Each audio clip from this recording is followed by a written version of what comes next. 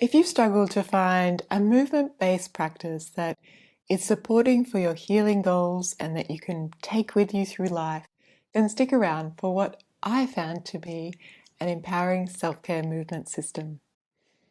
Hi guys, it's Emily from the Shiatsu and Somatics channel, bringing you tips and information to support your health and wellbeing goals. So in our last video, we looked at the healing power of touch. And I think touch is profound, but it does require another person or practitioner. And it's generally a passive and receiving modality, and there's nothing wrong with that. But what if we want to be a more active participant? What self-care, what movement practices might support us when we're on a healing journey or just being a human in everyday life? And this is where and why I teach Somatic Movement Education. And I teach it because I experienced it. For me, there was a time when movement had become very painful. And I was a trained yoga teacher and I thought I understood movement. And this was a long time ago, and I do think the yoga landscape and understanding and offerings has changed since then. And I remember sitting across from a rheumatologist who was saying how important movement was and recommending yoga. But at the time, even a gentle class, I could feel crippled in pain for days. And it was very confusing, as I knew intellectually that movement was important, it was beneficial, but I was having a very different physical experience. And then came on top all those extra layers of pain, the shame or feeling like you're a failure, the invisible nature of it, and being a relatively young person, of others not understanding, and the fear that it might always be this way. The thing with pain, though, is that it can also be an incredible motivator.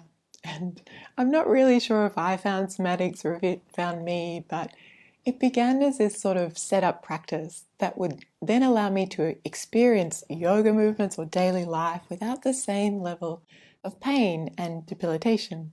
But what happened was my curiosity and the time I spent rolling around on the floor exploring the somatic movements, it became longer and longer. For me, it became enough. I felt good and I didn't need to add yoga or something else on top. It's those moments where you realize you've stumbled across something that's quite profound that works for you. And I wanted to learn more, but there were also no movement teachers in my state, no clinical teachers in Australia yet. And this is well before online Zoom classes. And from my own experience of intensive workshops with visiting teachers, that I found it could really blow my nervous system, because this is brain work. This is neuromuscular sensory motor movement, and it's creating changes from the inside out. What I needed was a me to work with, which is why I went on to do the trainings and certifications so that I could offer it to others. But what was happening here that was helping? And if you are new to Somatic Movement Education, then I'd encourage you to check out the video on what this is next. We'll put a link in the description below. But what Somatic Movement Education does is this gentle repatterning of our sensory motor system, the way our brain and body and movement patterns organize itself.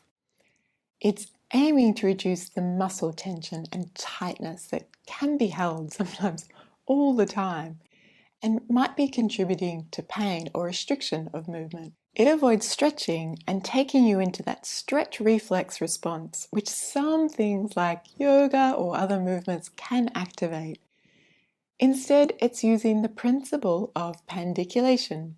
So the brain and muscles are learning what the full range, control, and capacity is. And it's doing this by engaging specific movements that correspond to postural patterns and adaptations to stress. It's not so much focusing on one muscle in isolation, but rather how we organize ourselves as a movement system that's common to all human beings. And what I also noticed was that this gentle but focused movement was like a form of meditation, that it can be very soothing for the nervous system.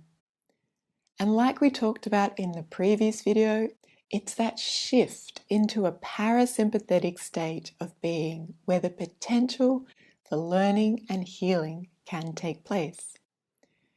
And somatic movements are a functional support. It's intelligent movement and it's effective. And it's something that you can learn and keep exploring. I see it as an empowering movement system and tool that you can take with you through life. And what I think is also important is that it's not designed to take away from the activities or the sports that you love to do, but to allow you to keep doing them for as long as possible. And if you have struggled to find a movement practice that is supportive or comfortable for you, then somatic movement education may be worth considering. Thanks for stopping by, and I'll see you next time.